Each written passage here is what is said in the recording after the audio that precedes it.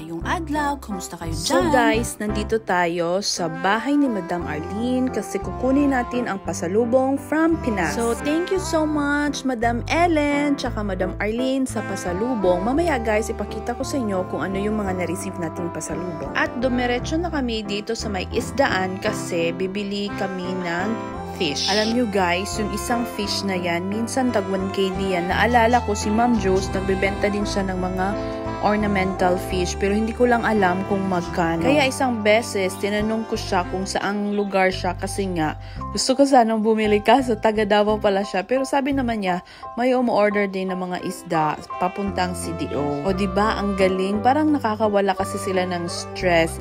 Minsan kasi pag tinitingnan mo sila parang sarap lang ng buhay nila, no?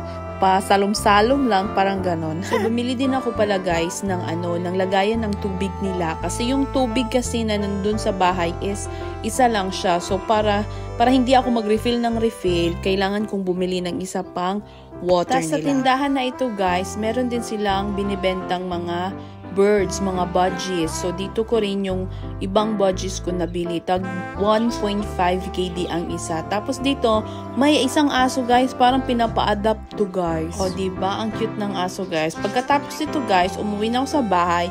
And then, so ito na guys, ang pasalubong, lumpiang Pinoy. Siopaw, yung lumpia guys, lasang Jollibee na lumpia guys, the best. Pag-uwi ako guys, magdala ko ng marami ng ganyan. Tapos, tuyo na pusit, masarap din yan sa umaga. May hopya, may hakobina, at yung pinabili kong slimming coffee na Lishu coffee. Pero ngayon, in-stop ko na siya kasi may nagsabi sa akin na meron siyang content na hindi maganda sa katawan. Tapos, ito pala yung parrot kanina na may binibenta din doon sa tindahan ng mga isda. So, ito siya, parang 5 KD ata itong parrot. Ito, gusto ko siyang bilhin pero malaki kasi siya eh. At ito rin ang tindahan ng mga plants guys. So, dito makikita mo maraming mga klase-klaseng plants. Pero hindi kasi ako isang plantita guys. Hindi ko alam kung anong pangalan. Ang alam ko lang ng halaman dyan is yung yan, snake plant. Yung bamboo. Kasi yung bamboo na yan, meron din yan dun sa IKEA. Kaya alam ko yan. Tapos, itong money tree. Alam nyo ba guys? Itong money tree yan.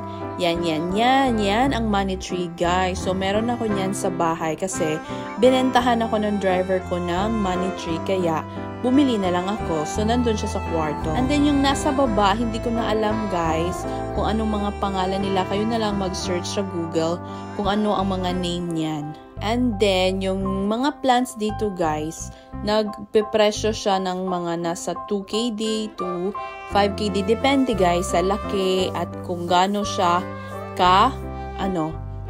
kalaki at yung klase ng plants din. At kung gusto mo naman ng mga herbs, meron din silang binibentang mga herbs dito. Yung mga basil leaves, yung mga rosemary, mint, mga ganyan. Yung mga nasa maliliit lang, parang ganun. Alam nyo guys, masarap kaya maging isang plantita. Kasi pag nakita mo kasi dyan sa bahay mo na marami kang greeny na mga plants, parang nakaka-relax din siya, diba? Parang ang sarap lang nila tingnan, lalo na pag, alam mo yung, anong tawag dyan? Kung, kanang kwanki siya ba, kanang himsug kayo siya nga tanong bitaw, murag tsada siya tanawon, lalo na pag stress ka, tapos gusto mo i-relax yung mata mo, tingnan mo lang yung mga greeny na plants. Parang nakakawala siya ng stress. Kaya din pala ako napunta dito guys sa tindahan na ito kasi may binili akong bahay para sa mga birds ko. Kasi parang nakita ko kasi sila, parang gusto ko sila may, alam mo yung parang may laruan ba sa loob ng cage nila. Ang problema nga lang, nung nakita ko yung bahay-bahayan ng birds, medyo malaki siya dun sa cage nila. So, nung tinanong ko si kuya, sabi ko, kuya, may mga cage kayo ng birds? Kasi gusto ko munang sampulan yung bahay-bahayan ng birds dun sa cage. So, nung pinakita naman sa akin ni kuya yung cage na yun, kasi meron din si kuya ng cage ng mga birds na pareha din yung size nung sa bahay ko na cage. Kaya sabi ko, sige, kunin ko na lang yung kuya, yung bahay-bahayan ng birdies. Kasi 1KD lang naman siya. Kasi naman guys, marunong naman akong tumawad. Sabi ko, kuya, from 1.5KD to 1KD na lang siya. So, The next day guys is gapka pala namin to. So late ko na siya na-upload.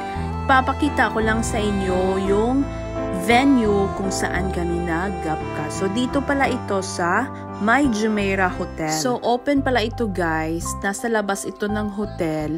And then malapit ito sa may seaside. So ang front niyan is dagat na at saka meron din silang pool. Hindi na pala ako nakapag-video guys while on the event talaga, as in sa event, kasi sobrang busy ng lola niyo. So yan pala ang damit ko guys at yung hitsura ko nung nag-gapka kami, o diba? Parang totoong Reyna, pero peking Reyna lang yan guys. So last na kaming umuwi dyan kasi pinagliligpit pa lahat ng mga gamit. So ako na lang at saka yung mga dalawang kasamahan ko ang natira dyan. So far guys, maganda naman ang event na yan. Pero na-late lang ako guys kasi sobrang traffic pala pag Ramadan. So Ramadan pala ito guys ha. Nakalimutan ko palang sabihin sa inyo na itong video na ito is nung Ramadan pa siya. Ngayon ko lang siya na-upload kasi sayang naman ang videos ko. So pauwi na tayo niyan. Yan pala yung hallway nila papunta doon sa entrance or sa may reception nila. So medyo may kalayuan talaga ang event kung saan kami nagpa-party at saka yung palabas. Nakalimutan ko, parang nakapaan na ako niyan. Ay, hindi pa naman pala. Doon na pala sa reception. Hinubad ko na yung shoes ko kasi parang hindi ko na talaga kaya. Pagod na talaga habang naka-high heels ka. Ang sobra ng sakit ng paa ko niya. Pero guys, may tinatawag tayong tiis ganda. Kaya tiis-tiis talaga guys habang makaabot tayo dun sa reception. Dun sa reception, meron na kasing carpet doon. Tapos medyo mahaba naman yung damit natin. So pwede na nating tanggalin yung sapatos natin para ma-relax naman yung fets natin guys. Kasi sobrang ngawit na guys. So that's it guys. I hope na nag-enjoy kayo sa akin video. Please don't forget to like and subscribe on my channel. And see you again on my next vlog. Bye-bye!